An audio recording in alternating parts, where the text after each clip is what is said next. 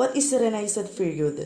The Renaissance is a period in European history making the transition from the Middle Age to modernity and covering the 15th and 16th centuries.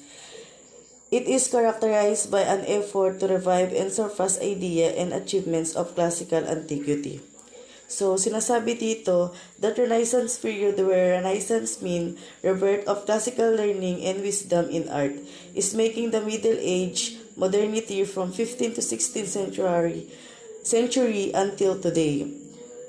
Ang aim niya nito ay yung ma-surpass or mahigitan pa yung mga sinaunang arts. So, good day everyone. What is Renaissance period?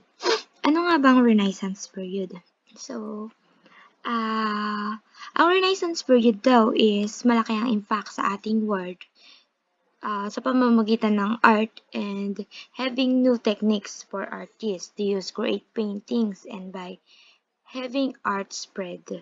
Yun nga yung napalaganap yung techniques ng mga artists sa pag-create ng mga paintings sa Italy to Northern Europe. At dahil nga dito, mas naging popular pa or mas sikat. Ang Renaissance period din daw ay nagturo sa atin and by, kumbaga yung parang paglilingunan natin yung nakaraan, ganun, namomotivate tayo and na-inspired tayo. Sabi nga dito, by looking to the past for guidance, yung nagiging guidance natin siyang sa panahon natin ngayon. At hindi lang tayo dito nakakahanap ng potential sources and answer, but also ways to address current challenges na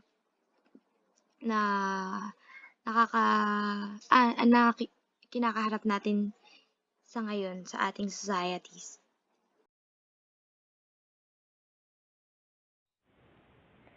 Leonardo da Vinci. Leonardo di Ser Piero da Vinci was an Italian polymath of the High Renaissance who was active as a painter, draughtsman, engineer, scientist, jurist, sculptor, and architect. Now we will tackle about Mona Lisa. So, Leonardo da Vinci's Mona Lisa now hangs in the Louvre Museum in Paris. So, the mysterious smile of the painting's subject has intrigued and fascinated tourists, art lovers, and historians for many years, meaning the sense of overall harmony achieved in the painting, especially apparent in the sitter's faint smile, reflects Leonardo's idea of the cosmic link connecting humanity and nature, making this painting an enduring record of Leonardo da Vinci. So Mona Lisa, one of the first paintings you might have thought of was the Mona Lisa. So sometimes known as La Gioconda or La Joconde. The Mona Lisa is a half-length portrait of a woman by famous Italian artist Leonardo da Vinci. So according to art experts, the Mona Lisa is the best known, so most visited, and overall most famous work of art in the entire world. So painted by da Vinci between 1503 and 1506. So the Mona Lisa is an oil painting on a popular panel.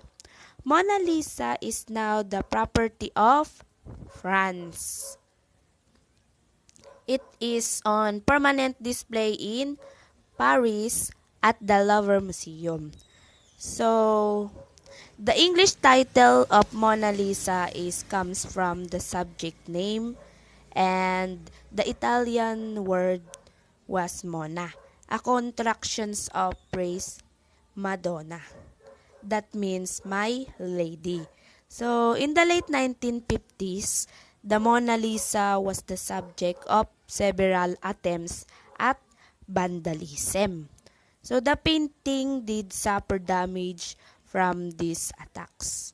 So, thanks to modern technology, the Mona Lisa is now protected by bulletproof waterproof glass in a climate-controlled environment. So this is all about the Mona Lisa. The Last Supper. The Last Supper is a mural painting by the Italian High Renaissance artist Leonardo da Vinci, dated to 1495 to 1498. Two aspects of the Last Supper have been traditionally depicted in Christian art. Christ's revelation to his apostles that one of them will betray him and their reaction to this announcement, and the institution of the sacrament of the Eucharist with the communion of the apostles. Based on my own observation regarding on this artwork, is si Christ is the centered, or siya yung centered ng sa kanyang mga apostol. Nakagitna siya. Para mas to enlighten the Last Supper, or to enlighten His greatest. Mapapansin natin dito, nagsasalo sila sa pagkakainan, and yung through hand gestures, makikita natin dito yung mga facial expressions nila and hand gestures, yung may pagpupulong, may nagaganap na pagpupulong at usapan. Dito rin hindi pinakita ni Leonardo da Vinci kung sino ba yung sinasabi dito ni Christ na magbe-betray sa kanya. Kumbaga, hindi hiniwalay ni Da Vinci dito. Dapat, di ba kasi, magbe-betray kay Christ. So, nakatalikod kay Christ. Hindi. Nakaharap lahat sa kanya.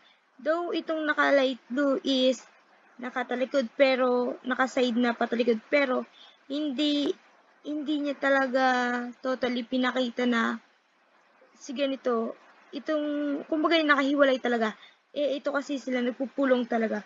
Kasi hindi naman talaga nila alam na kung sino ba talaga, kasi lahat naman sila doon that time is malinis ang intention, talagang nakaano lang talaga,